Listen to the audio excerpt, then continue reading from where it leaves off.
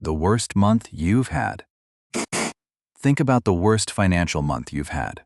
Maybe rent was due and the account was short.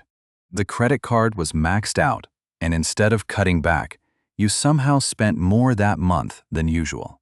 A takeout order when you should have cooked. A subscription you forgot to cancel. Something small you bought not because you actually needed it, but because everything was hard and you needed one thing to go okay. The worst month of your financial life, and you overspent in it. That's not weakness. That's not stupidity. That is one of the most well-documented paradoxes in behavioral economics.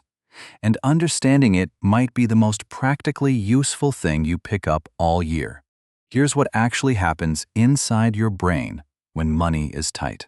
Your mental resources, the ones you normally use for self-control, planning ahead, and resisting impulse, get quietly taxed.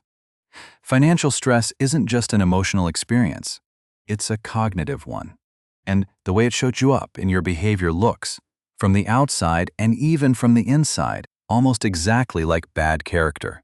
The months you most need financial discipline are exactly the months your brain has the least capacity to deliver it. That's not a character flaw. It's a system flaw. And the exit out of the system begins with understanding the mechanism. So let's start with the research that first proved it. The Scarcity Research. In the early 2010s, a Princeton economist named Mullainathan and a Harvard psychologist named Shafir were working on a question that sounds simple, but is actually quite difficult to test. Does being short on money affect how clearly you think, not how stressed you feel, not how anxious you are, how well you actually think? To answer this rigorously, they worked with farmers in rural Tamil Nadu, India. The reason they chose farmers is clever. Farmers have a natural annual financial cycle. Scarce before the harvest, more comfortable after it. Same people, same village, same life. Just two very different financial positions, depending on the time of year. Mullainathan and Shafir ran cognitive tests with these farmers at both points in the cycle. Tests measuring fluid intelligence, the capacity for novel problem-solving and executive function. The results were not subtle. The pre-harvest, financially stressed farmers performed significantly worse than the same farmers tested post-harvest. The difference in cognitive performance was equivalent to roughly 9 to 13 IQ points. The same cognitive impact as pulling an all-nighter or being mildly intoxicated from alcohol. Let that land for a second. The same person, thinking measurably less clearly, not because anything about them changed, just because money was tight. This work was confirmed and expanded in a 2012 paper published in Science, co-authored with Anuj Shah at the University of Chicago, and later developed into their book Scarcity. Why having too little means so much. The core finding held across different contexts, with low-income shoppers in New Jersey, with people thinking through hypothetical financial crises. When scarcity was activated, cognitive performance dropped. When it was relieved, performance recovered. This is not a metaphor. Scarcity captures mental bandwidth in a measurable, documented way. It doesn't just feel like a weight on your mind. It is a cognitive tax that reduces your actual capacity for reasoning and self-regulation. Now, what exactly is cognitive bandwidth, and why does it matter so much? What cognitive bandwidth actually is. Think of cognitive bandwidth as the mental capacity for the hard work of being a person. Self-control. Complex reasoning. Managing impulses. Thinking about the future rather than just the present. Planning a meal, resisting an unnecessary purchase, staying patient in a difficult conversation, focusing on work that requires extended concentration. All of this draws from the same finite pool. It's finite in the same way energy is finite. You start with a certain amount. Every decision you make, every worry you carry, every background stressor and competing demand draws from it. Some draws are bigger than others, but they all come from the same place. And unlike physical energy, you often don't feel the depletion in real time until you've already made decisions you wouldn't have made with more capacity. Financial stress is one of the most powerful bandwidth drains there is, for a specific reason. It's persistent. It doesn't spike and pass the way a sudden scare does. It runs continuously. You do arithmetic in your head without consciously deciding to. You run worst-case scenarios quietly in the background. You track accounts, anticipate bills, monitor whether a payment went through. None of this announces itself as cognitive work, but it draws from the same pool as your deliberate self-control. This is why people under significant financial stress often seem to struggle across multiple life domains simultaneously. They miss appointments. They make impulsive decisions that don't reflect their actual values. They're short-tempered with people they care about. They forget things, avoid things, procrastinate on things that would genuinely help. From the outside, and even from the inside, this looks like a cascade of personal failures. What it actually is one underlying failure. The bandwidth pool is too depleted to support the level of function those domains require. Understanding this changes what you think the problem actually is. The bandwidth model also predicts something specific about how the mind responds to financial pressure, and it's not what most people expect. Tunneling. Why the stressed mind cannot see the future. When you're under enough pressure, financial or otherwise, your attention narrows. The brain does this deliberately. Faced with an urgent threat, it directs available mental resources toward the most immediate problem and deprioritizes everything else. This is called tunneling, and in the short term, it's a feature, not a bug. It keeps you focused when focus is what you need most. The long-term cost is steep.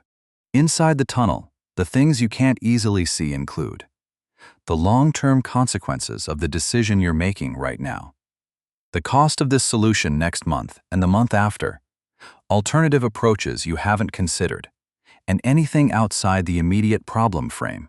Here's a concrete example.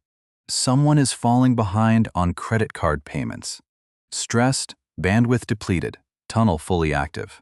Their entire focus is on making the minimum payment this month, getting the account current, stopping the calls, resolving the immediate problem. Inside the tunnel, that is the right decision. It solves the urgent problem. What the tunnel is blocking, the 24% annual interest rate compounding in the background.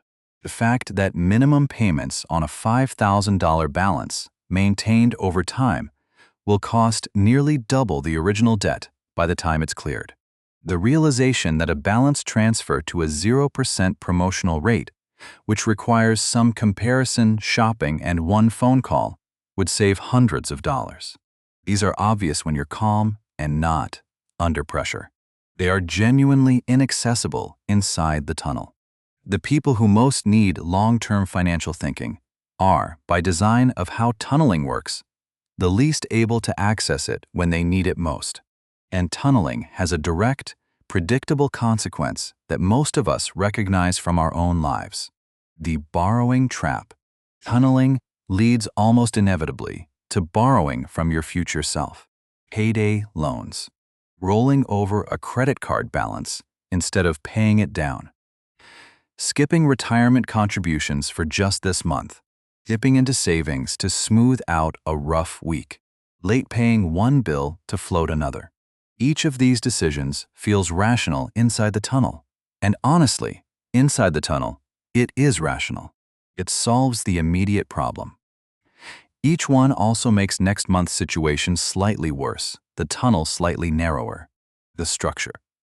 The structure of payday lending is worth understanding because it's the clearest example of a financial product designed to be attractive specifically to a tunneling brain. The annualized rates are typically in the range of 300% to 400%. That number is invisible inside the tunnel. What the tunnel sees is, I have a $400 problem. This solves my $400 problem. The fee is $45. That math works. Done. Outside the tunnel, that $45 fee on a 2-week loan compounds to costs that can exceed the original borrowed amount if the loan rolls over repeatedly.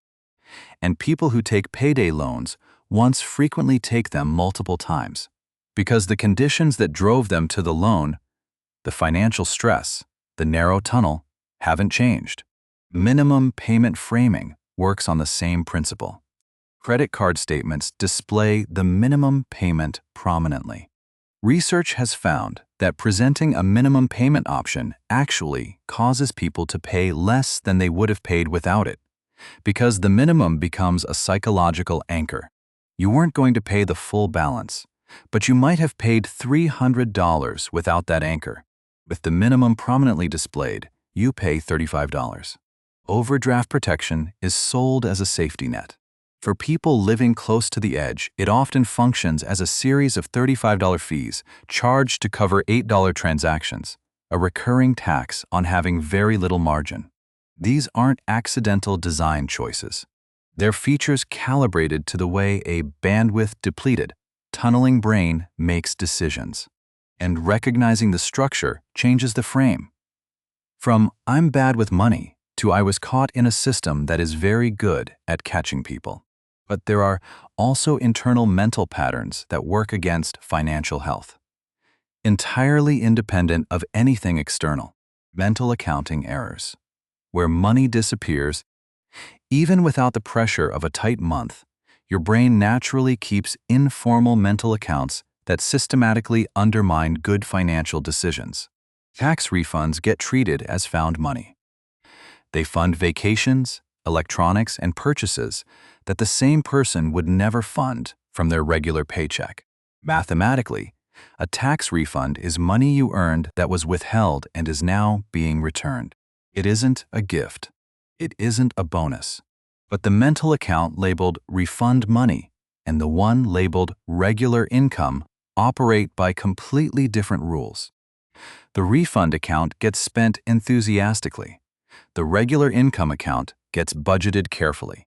Monthly payment framing disguises the true cost of accumulated subscriptions. A streaming service for $12, a gym for $45, a cloud storage plan for $10, a news subscription for $15, a software tool for $18. None of them feel significant individually. Together, they're $100 a month you never consciously decided to spend on this particular basket of things. The monthly framing keeps each item inside its own mental account, preventing you from ever comparing them as a total. Sunk cost logic keeps people paying for things they stopped using. The gym membership you pay for because you already paid for the year, or because you're about to start going again.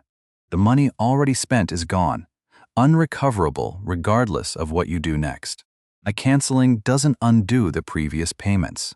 It just stops the bleeding. But the mental account math doesn't work that way, and the resistance to canceling feels like responsible behavior when it's actually the opposite. Anchoring to monthly payments instead of total vehicle cost is a standard dealership practice for a reason. Stretch a loan from 48 months to 72 months, and the monthly payment drops noticeably. The total amount paid over 6 years, principal plus interest, increases substantially. Most buyers evaluate the monthly number because that's what the mental account for "can I afford this" accepts as input. The dealership optimizes to make that number feel acceptable. These errors don't announce themselves as mistakes. They compound quietly, and they show up as end-of-month confusion about where the money actually went. There's one more hidden cost that almost nobody names: the administrative burden nobody talks about. There's a tax embedded in financial stress that doesn't appear in any budget, but it is very real. The time and mental energy required to manage the complexity of being stretched thin. Monitoring account balances to catch potential overdrafts before they post. Negotiating payment plans when you fall behind. Waiting on hold to dispute a fee. Keeping track of which bills are on automatic payment and which need manual action each month. watching for when a promotional interest rate expires so you can transfer the balance before it reverts to 28%. Figuring out whether a declined transaction was a bank error or an actual insufficient funds problem. This is all work, real cognitive work, measured in hours and in bandwidth. Research from MIT's Poverty Action Lab and related behavioral economics work has documented this asymmetry consistently. Low-income households spend significantly more hours per month managing financial administration than higher-income households. Not because they're less organized, but because they have more moving parts, narrower margins for error, and fewer automated systems in place to reduce the decision load. When you're living close to the edge, more things require active hands-on management, and this administrative exhaustion feeds directly back into the bandwidth problem. Every hour spent managing financial complexity is an hour not spent on work that would actually change the trajectory. Every task running in background processing is one more quiet drain on the pool. Here's why naming this matters. Unnamed problems become character judgments. I'm scattered. I can't keep track of things. I'm not a financial person. But there's nothing scattered about managing 12 moving financial parts with minimal margin for error under ongoing stress. That's a hard system to manage. The problem isn't the person. The problem is the system. And the first real solution is something that sounds almost too simple when you first hear it. The Slack Principle, a Federal Reserve annual survey on U.S. household economic well-being, from its most recent reports, has consistently found that roughly 1 in 3 American adults say they would be unable to cover a $400 unexpected expense using cash or its equivalent. 1 in 3. That's not a poverty statistic. It's a buffer statistic. It describes the proportion of people living without a margin, without slack. Here's the concept. Slack, in the behavioral research context, means a buffer between what's coming in and what absolutely must go out. It's not wealth. It's breathing room. And what the research shows about what slack actually does to financial decision-making is striking. When you have a $500 emergency fund, you've done something that is mathematically modest but psychologically significant. You've removed an entire class of background problem from your mental processing. The low-level simulation your brain was running. What happens if something unexpected comes up this month? Now has a different answer. Not a crisis, a buffer. That shift in the background calculation frees bandwidth. Freed bandwidth improves the quality of every decision downstream. Richard Thaler and Shlomo Benartzi demonstrated this kind of mechanism in a program called Save More Tomorrow, published in the Journal of Political Economy in 2004. The program asked workers to pre-commit to saving a portion of future raises, not current income, future income they hadn't received yet. The results were dramatic. Workers who enrolled reached savings rates that willpower-based savings approaches had never reliably achieved. The mechanism is the bandwidth insight again. Saving from a future raise doesn't require overriding a current mental account. There's no immediate sacrifice, no active deprivation. The commitment is made once, in advance, when bandwidth is available. Then it runs automatically. The goal of Slack is not to become wealthy enough that financial decisions stop mattering. It's to have enough breathing room that your brain can do its job, making good decisions instead of managing the fallout from bad ones. And building Slack is only one part of the solution. The other part is removing the need for decisions in the first place. Automating decisions. The most powerful insight in behavioral finance isn't about making better choices. It's about needing fewer of them. Set up an automatic transfer of a fixed savings amount on the day after payday, before the money appears in your checking account and becomes mentally available to spend. It moves. No willpower required. No real-time calculation about whether you can afford it this month. It's already separated. Set automatic minimum payment on every credit account so late fees never enter the picture. Not because you remembered, not because you had bandwidth available on the due date, because the system handled it while you were thinking about something else. Put a quarterly calendar reminder to review active subscriptions, a 90-minute block, once every 3 months, to catch anything that drifted in and was never actively decided. None of these require willpower at the moment of execution. Each requires one good decision, made once when you have bandwidth available, that then runs indefinitely in the background. The evidence for this approach is some of the most compelling in behavioral economics. Large plan administrators like Vanguard and Fidelity have tracked participation outcomes when 401k enrollment switches from opt-in to opt-out. The numbers are consistent across studies. Opt-in enrollment, where you have to actively sign up, produces participation rates around 49%. Opt-out enrollment, where you're enrolled automatically and have to choose to leave, produces participation rates around 86%. Same plan, same employer, same employees, same information available. Dramatically different outcomes based solely on the structure of the default. This is what Thaler and Sunstein laid out in Nudge. The architecture of choice matters more than the quality of individual decision-making. The structure of the environment drives behavior. The real question isn't, am I disciplined enough to make the right choice? The real question is, have I built a system where the right choice happens by default? Answering that second question starts with something that isn't financial at all: the identity reframe. Many people who've lived through years of financial struggle have arrived at a story about themselves. I am bad with money. It gets said out loud and internalized quietly. It shapes how they respond to financial stress, with shame rather than analysis. It shapes whether they look at their account balance. Often they don't, because the information would confirm the story. It shapes whether they ask for help or take small corrective actions. They assume the problem is them, so external changes feel beside the point. This story is not just inaccurate. It is actively making the problem worse. When financial stress triggers shame, stress levels increase. Increased shame stress depletes bandwidth further. Depleted bandwidth leads to worse decisions. Worse decisions confirm the story. The loop is self-sealing and, from the inside, often invisible. What the research actually says is something very different. You are a normal human brain, responding predictably to a stressful financial environment that is, in many cases, specifically structured to exploit cognitive limitations.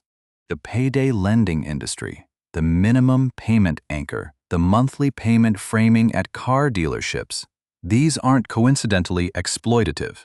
They reflect genuine knowledge of how stressed and bandwidth-depleted minds make decisions. Changing the story isn't positive thinking. It isn't pretending things are fine. It's accurate thinking. Seeing the mechanism clearly enough that you can direct your response at the right target. Accurate thinking says, the system created conditions that made poor decisions more likely. Changing the outcome means changing the system, not flogging the character. There are specific behaviors that keep people locked inside the bad with money identity. Social comparison that produces shame rather than useful information, hiding their spending from themselves by avoiding account balances, framing every financial setback as evidence of a permanent deficiency rather than a situational response to a stressful environment.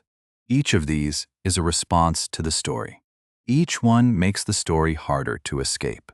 Stepping outside it doesn't require a dramatic internal shift. It requires a practical sequence of environmental changes that produce visible results, which then change the story naturally. A practical sequence, 5 steps in order. Each one sets up the next. Step 1. Build a $500 buffer before anything else. Not investing. Not aggressive debt payoff. Not optimizing across accounts. A flat $500 in a separate savings account that you do not touch for anything other than a genuine emergency. This is the first unit of Slack. It changes the psychology before it changes the math, removes one entire class of background stress, and frees up bandwidth for what comes next. Step 2. Automate one savings behavior on payday. Set an automatic transfer for any amount, even $20, that moves the day after payday to the savings account. Don't adjust it for 60 days. The amount is not the point yet. The pattern of money moving before it's mentally available is the point.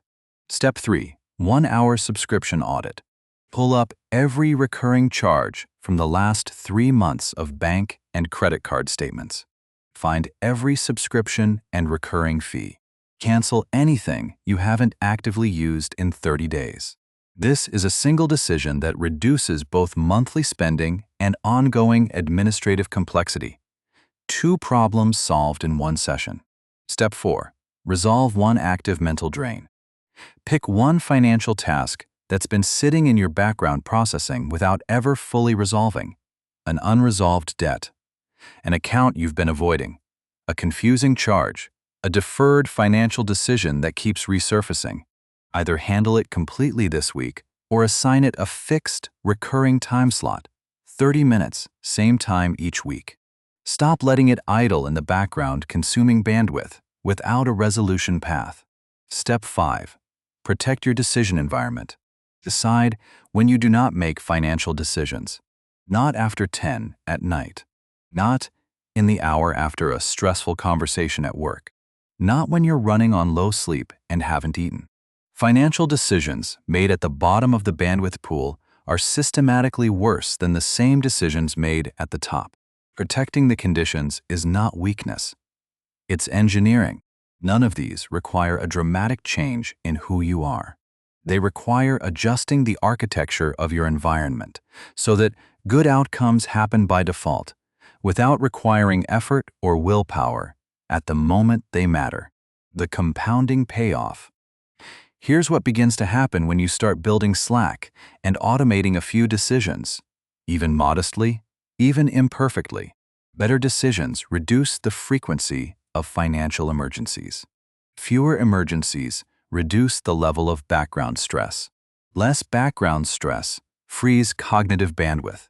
More bandwidth improves the quality of subsequent decisions. The cycle that was working against you, stress depleting the capacity for the decisions that would reduce stress, starts slowly to reverse. This is not a story about dramatic transformation. Most people who make these changes don't have a moment where everything clicks into place. What they have is a gradual reduction in cognitive drag. They notice they're less anxious about money in a diffuse, general way. They make fewer panic decisions. They have a little more patience, a little more clarity. They catch problems before they become crises. The compounding is real. It's just quiet. Let me bring everything together. Chapter 1. The Paradox. The months you most need financial discipline are exactly the months your brain is least equipped to provide it. That's not a character failure. It's a cognitive one, with a researched mechanism. Chapter 2.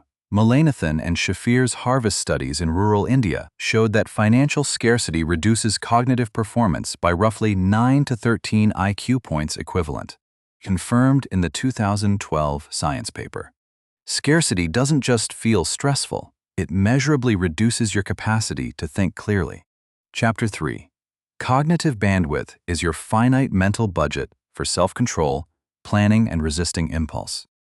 Financial stress is one of the most persistent and powerful drains on it because it runs continuously in the background without announcing itself as work. Chapter 4.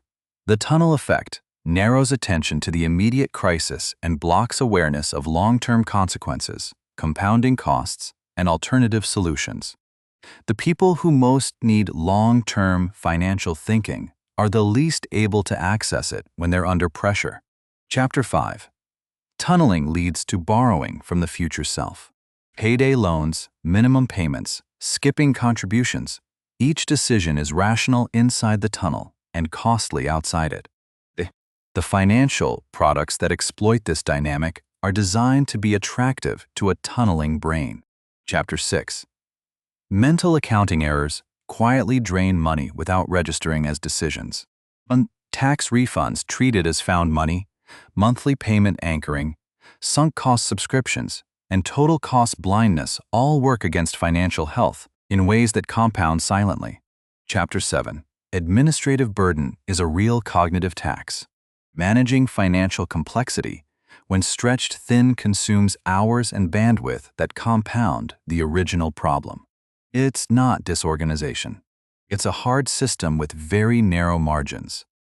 Chapter 8. Slack, even a modest buffer, changes the psychology by removing entire categories of background stress and freeing bandwidth.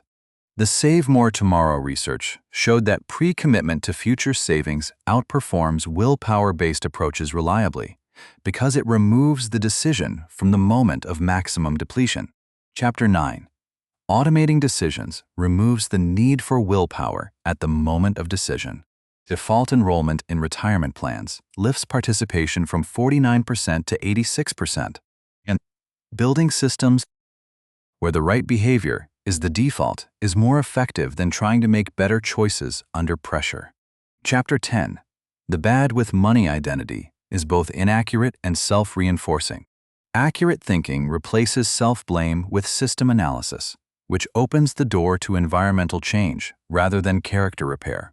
Chapter 11. 5 steps in sequence.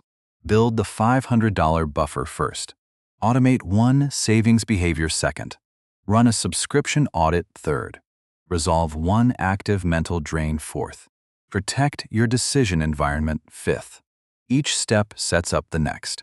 The next time you're in a difficult financial month and you notice yourself making a decision that doesn't quite make sense, pause. Name the tunnel. You are not weak. You are a normal brain in a system with a known mechanism and a known way out. The question isn't what's wrong with you. It's what needs to change in your environment so that future you has a better shot at getting it right.